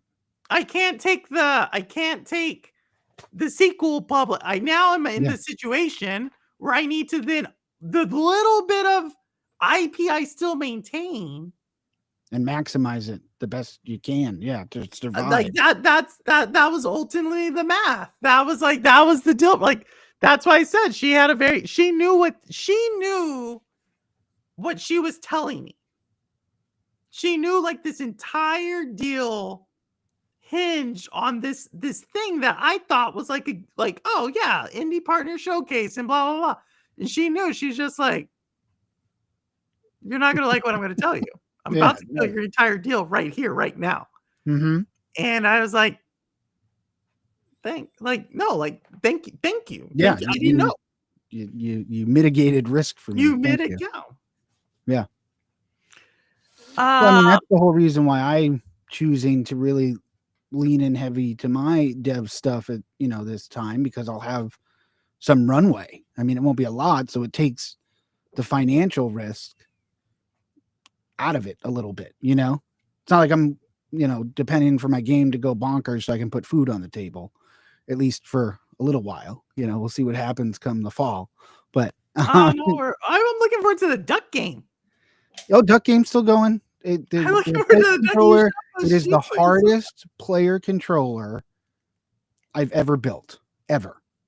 To get like the physics of like what does a rubber duck feel like when it bumps into a rock, and like how should that interaction feel for the player, because it should like bounce and have some like whatever, and I'm you're looking forward to it. exploring in water and stuff. Like it has been, man, it's been hard, a lot harder than I thought it was going to be to get that to feel correct. But usually right now bunker breakout's probably getting 75% of the time ish. The duck game's probably getting 15% of the time, and then 10% is going to like website and this and that, like all the businessy type The stuff like that, yeah. stuff. Stuff I have Richard for. Yeah. No, But I hear that. I hear that. Well, good Joe, I mean, good luck on it. Like I said, it was obviously it was interesting. Maybe we'll see. We'll see if yeah, another opportunity opens itself up, and if no one bids on if this actually does go to insolvency, then we'll see. We may give it another stab, another angle, or if something happens. But for now, I'm like, maybe it's like, I think through the whole thing, I was like, I kind of surprised myself with how many people I like knew who like, okay, we're really doing this. Like, this is this is a team. Like, we had a team. right, So I thought that was kind of cool. right, Like, for sure. it's that game where you get to hunt for, no, it's like a little rubber ducky and Right, like a yeah. So the idea was pond. it's going to be like a chill, cozy exploration game where you play as a rubber duck. That's like the elevator pitch. The game you can actually find on Steam is Bunker Breakout. Bunker Breakout, Severin. Bunker Breakout. And I The think Severin, screenshots need to be updated, and hopefully the trailer and demo will be done by the end of the month. um, so he'll be there. He has I'm looking forward to it. I know Jeff is too. Yeah, yeah. Jeff takes every opportunity to remind me, which I appreciate. Keeps me honest. I can't tell if Jeff's trolling or not. Oh, Jeff's definitely trolling, but that's okay. Why does Jeff troll? He trolls me like in his chat. Like I don't even like I'm like This is your there own thing, watching man. him What are you doing? play, and he's trolling me while he's playing. I'm like, why am I getting trolled? And like Jeff, I'm here to support you, and he's like trolling me in his thing. Who knows? I'm like, man, Who knows? um, But yeah, I'll jump off. I just want to say no, hello and super Joe. interesting Well, story and best of luck.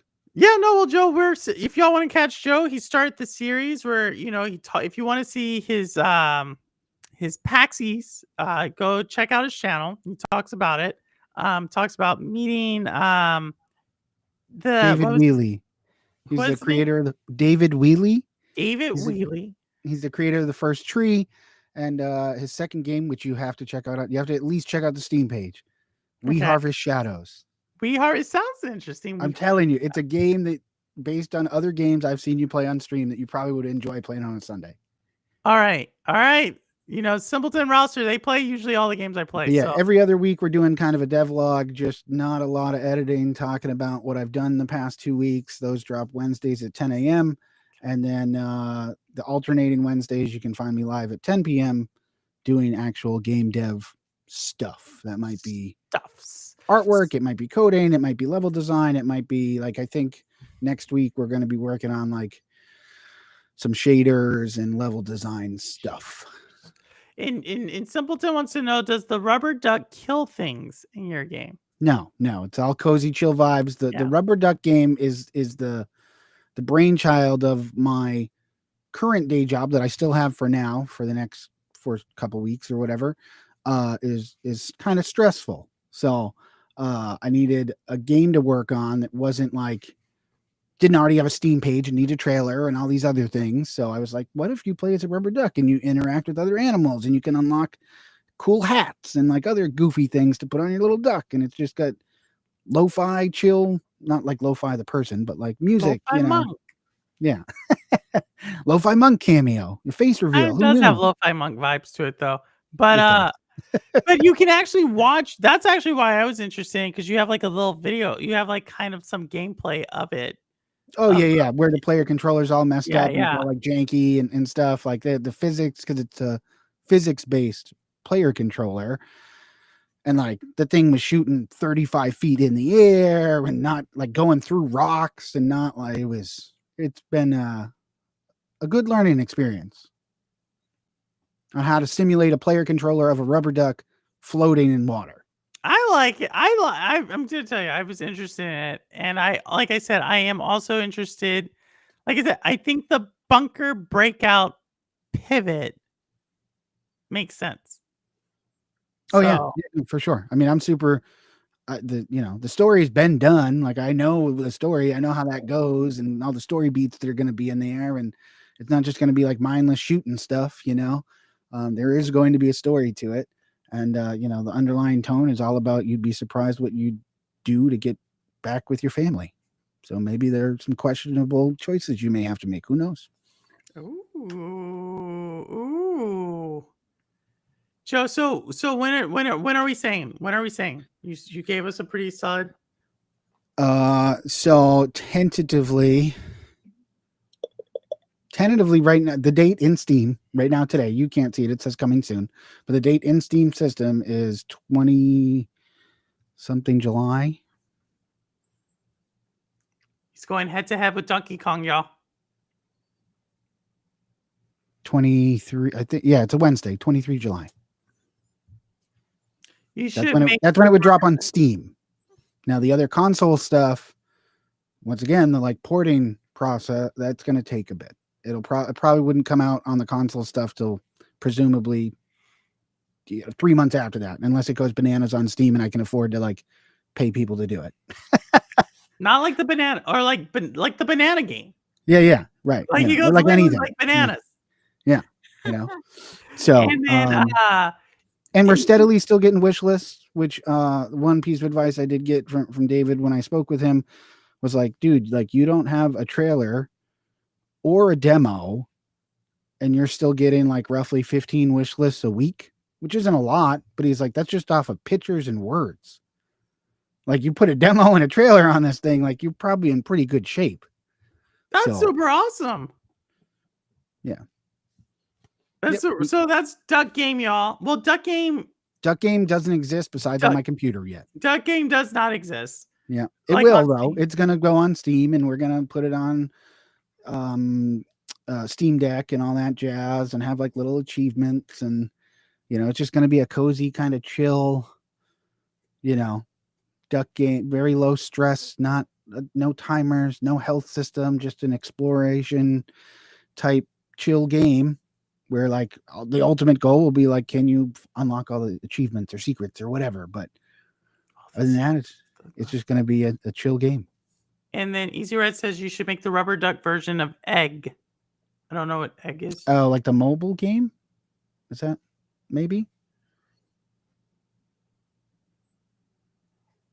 I have mostly been providing white hat services in cybersecurity for Google and Amazon stuff like that lately. Not very fun, but it pays well. White hat services. So he Mouse PI. I'm super looking forward to Mouse PI. Mouse PI is number, I think 8. They did an awesome crossover post with Doom.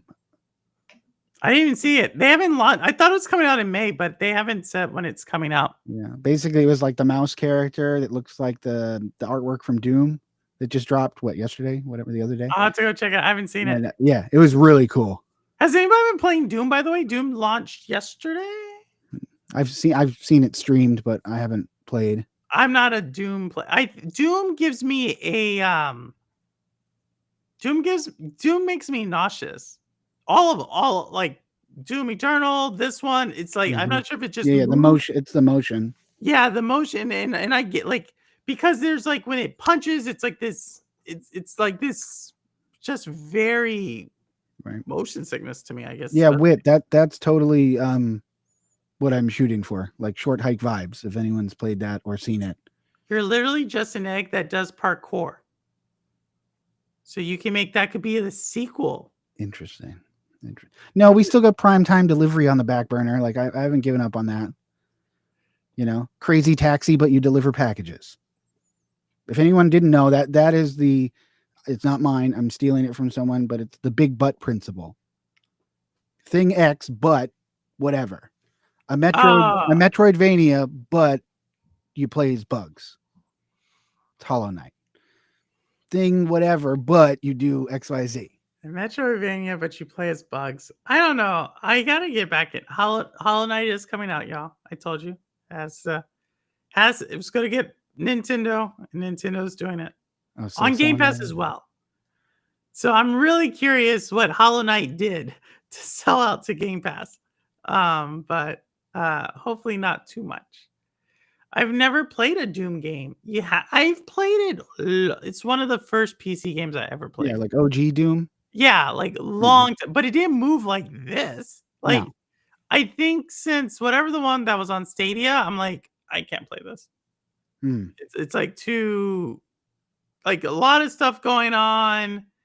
Monsters, you're shooting, you're chainsawing, which, like, I think if you like it, you're cool. But for me, it's like, whoa, I can't. My little brain can't do all that. A big butt principle, that's a good one. Yeah. Big butt principle. Big punts principle. You do that, and like the once again, I took this from another developer, like the Trinity hook. What am I saying? What did I do wrong, y'all? What are y'all telling me to behave? I didn't do anything. Did I? Did I say anything, Joe? I don't think so. But I got crap hearing, I'm waiting for the VA to square that away, but we'll see how long that takes. Yeah. Sell out to Game Pass. I think that's what you're getting a hard time. Game Pass. I don't think games will still sell like hotcakes on Nintendo and Steam regardless. I don't think so. I don't think so. It's not that. If you see Severin, this is why you have to catch the beginning. It's not just about the money coming in. It's do they take something else besides the money? Do they take like the IP? The fact that or just the publish, like you can sign a deal. I know a developer personally who signed a deal with a platform who had rights to dictate the other platform said game could go on for like X amount of whatever that Oh, time yeah, that's span easy. was, That's easy. That's you my know? thing is my thing is the fact that it's coming day and I didn't say not go on Game Pass. I said let the game be on game like, do your game first for a year, unless you really, really need it. And Hollow Knight's one of those games where I'm like, Hollow Knight had a fan base. So I'm like, why would they do it? Like I said, um, that's my thing. That might be one of those situations where like this other developer I spoke to, they self-published their game and it did well, and then publishers started calling. You know, like, hey, you want to work together? Type, but you have all the Yeah, leverage at that point. You know what I you mean? have You're the like, leverage. what Exactly. are you gonna, what can you do for me? And they wanted some help with marketing and stuff, so they didn't take any money. They took marketing services for like a little small percentage of rev share, but their rev share at that point, because you've proven your own game at that point. So like the rev share was small. It becomes like a 80-20 or 70-30 in the dev's favor at that point, Yeah. Like I said, I question just it's the day and date. Unless your game's designed for subscription. Right. 3 years ago, I mean, what I'm told, these companies would pay you like a knapsack of money for day and date, in the indie game or, small. I'm not talking AAA titles, like small to medium sized game heydays, 3 to 4 years ago. Like they'd pay you a bag. Like the guy I know that had to buy his game back, like literally got, multi six figures to day and date on Apple Arcade before it went anywhere else. No, that's like see, mobile is different too. That's something that I didn't get to none of their And I a publisher can determine if they want the mobile rights. Like when you go with a publisher, they can say, we want the mobile rights or the global rights even to publish in a marketplace like China. Like, do they have experience they with have that? a Do they ton want of it? they have a ton of publishing. I just think like when you put it day and day, you're giving up more than that initial whatever. Even Mhm, if they're giving you some upfront money, mhm. they're taking something else. Yep. And a lot of times what they're taking is like it's basically becoming like a console exclusive. And they're taking maybe it's the rights to a sequel, maybe it's the rights to when it can port somewhere else, maybe it's like when you can charge something, maybe it's like how many times it has to be played until you can start to get monetized. It's like Mhm. I just It's why think when you see these games that come out on Epic that are indie games, or like even some of the Epic Mega Grant games, because the contract you sign, there's some exclusivity in there to only Epic. It's the only digital store you can sell your game on for, a good hot while. oh my goodness, everybody's talking about the big butt principle. I mean, it makes sense when you think about it. Think of it, think any game. You can fill in the blanks, you know. I think they want a different name to the Well, principle. that's what we got. That's what That, we got is a big that butt principle. big butt principle. That's what you got. You're either a big butt principle type or you're not a big butt principle type. Yeah, something like that. You know? Oh Lord. And it's okay. Then you have to detect what type of big butt principle are you? This took a weird turn. Like, I don't know. Like, is it like apple bottom big butt principle? Or just like I like big butts and I cannot lie big butt principle. Those are different. Those are different.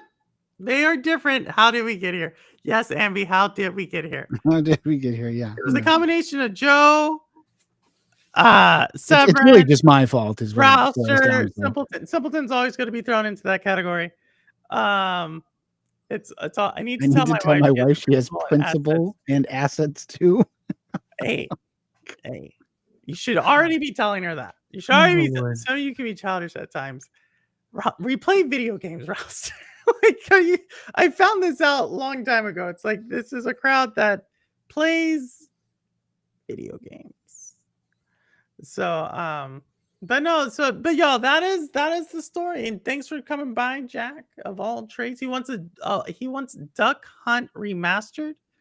Um, but see, Nintendo owns that. I wonder if they could do it.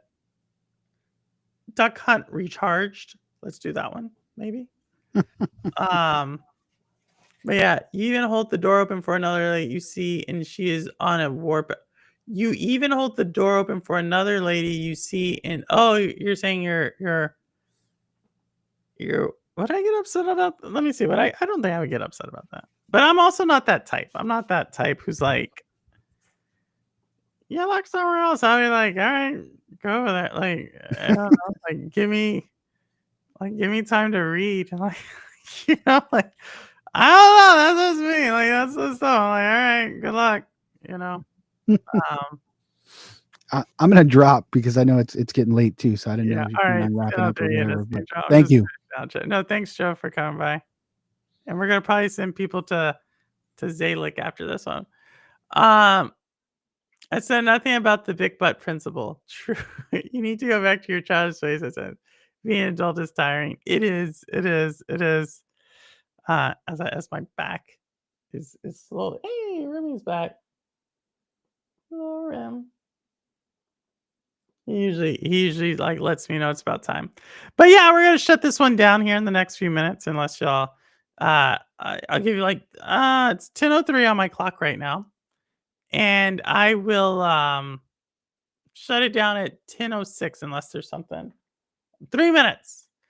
No, thanks, Joe, for always coming by, and we're looking forward to it. Like I said, I'm really looking forward to Bunker Breakout now. Really, really, really looking forward to it. And if y'all did not know, next week we are going to have Zalic. Zalic is going to be on she was on earlier. So we are going to have Zalic doing her we're gonna be finding out about her.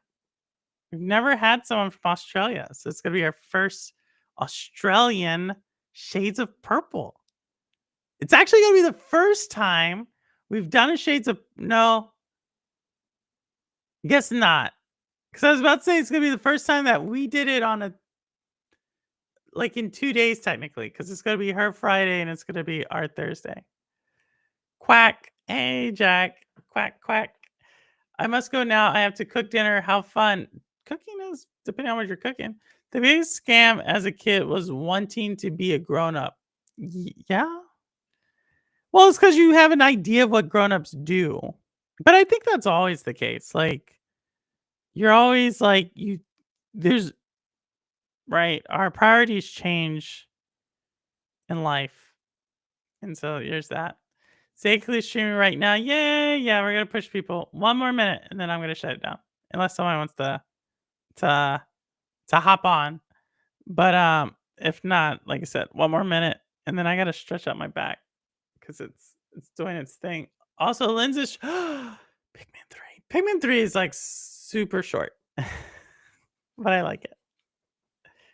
And I feel like Lens would like blow through that one. But I love it. Y'all know I'm a Pikmin fan.